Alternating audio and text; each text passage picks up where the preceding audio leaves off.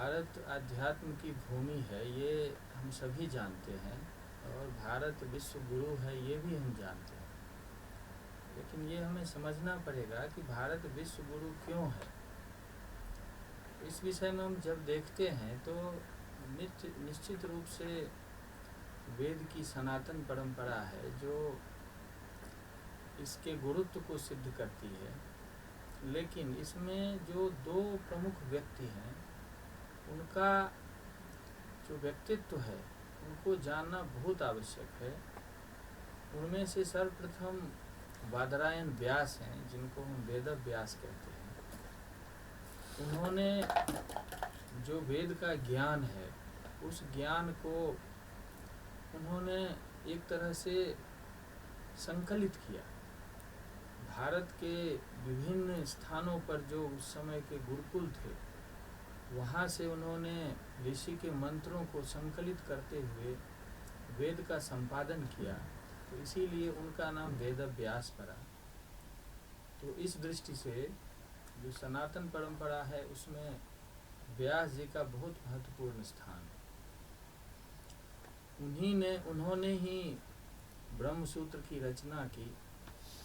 और उसके बाद जो स्खलन हुआ भारतीय ज्ञान परंपरा में, अनेक प्रकार की रूढ़ियों ने ज्ञान के बदले स्थान ले लिया।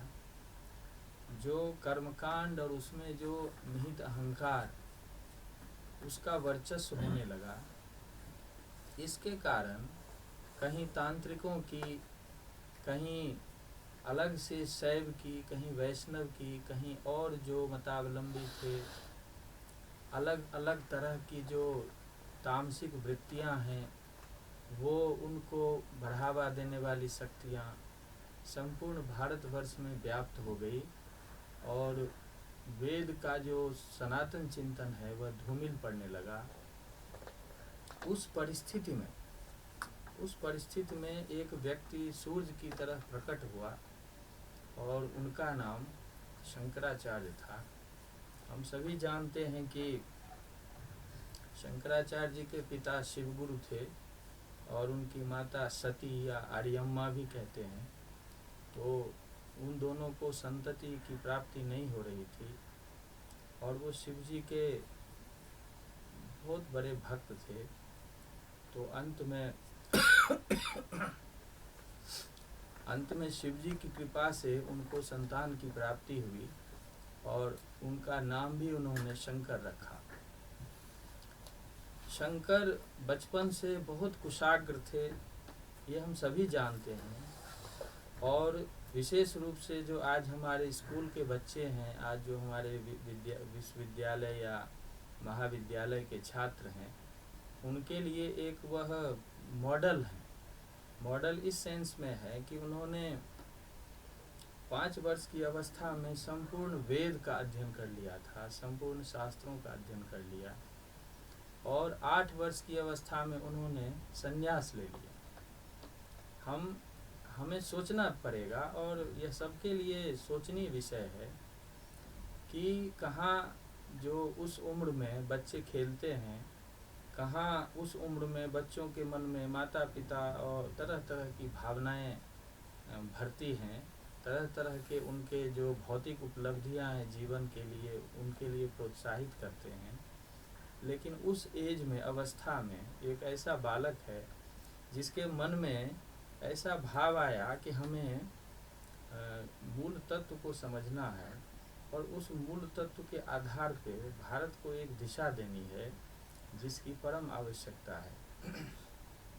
इसी क्रम में 8 वर्ष की उम्र में वह घर से निकलते हुए, हम सभी जानते हैं कि उनका जन्म स्थान केरल का कालड़ी है, वहाँ से निकलते हुए तरह तरह की यात्राएं करते हुए और अनेक प्रदेशों से गुजरते हुए वे अमरकंटक पहुँचते हैं।